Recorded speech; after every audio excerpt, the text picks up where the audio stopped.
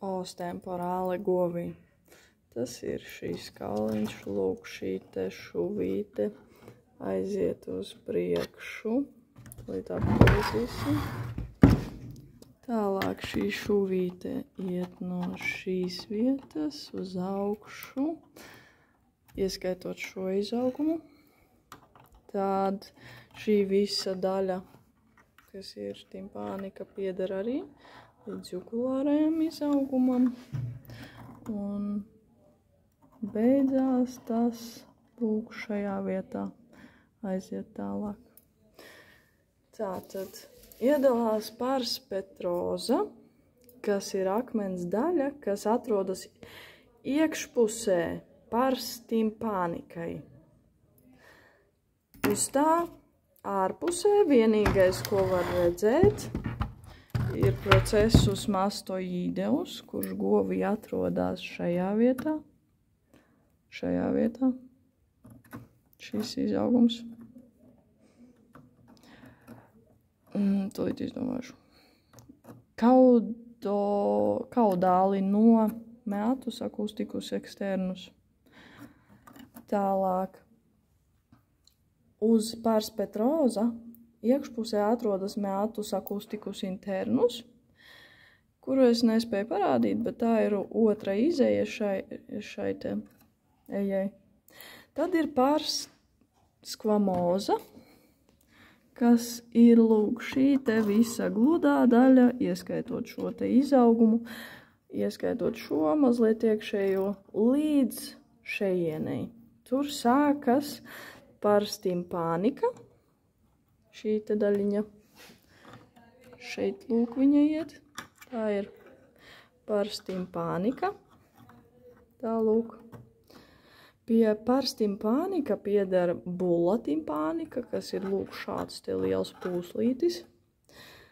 Tad ir meatus acusticus externus, kas ir šī austiņa seja, kuru ārējā seja. Tad ir procesus musculāris, kuri ir šie te spicie izaugumiņi uz vērsti rostrāli. Tad ir procesus stiloīdeus govīm un zirgiem, kas ir šis te apaļais irbuļveida kauliņš, lūk šādā te bedrītē. Tad ir foramen stilomastoīdeum, kurš atrodas starp procesus stiloīdeus un procesus mastoīdeus.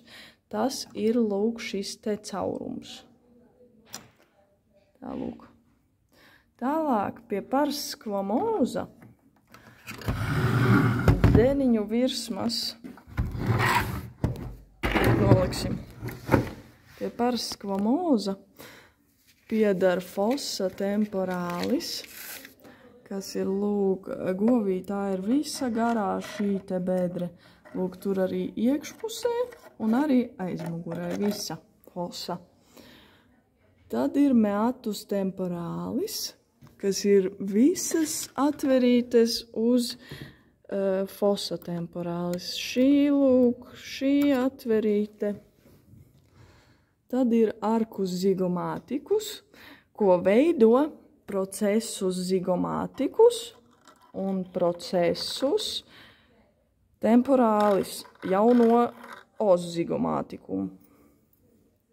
Vai zigomāticus. Tad ir procesus zigomāticus, ko es jau minēju, tas ir, lūk, šis te izaugumiņš. Šis te, lūk, izaugumiņš.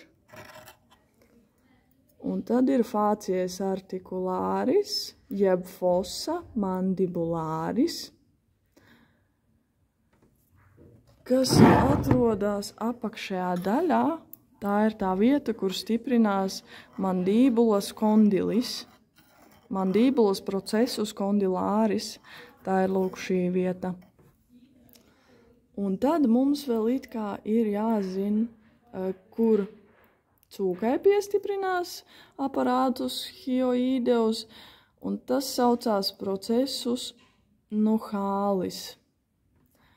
Jeb parasti literatūrā minēts kā procesus retroarticulāris, tad gaļēdājiem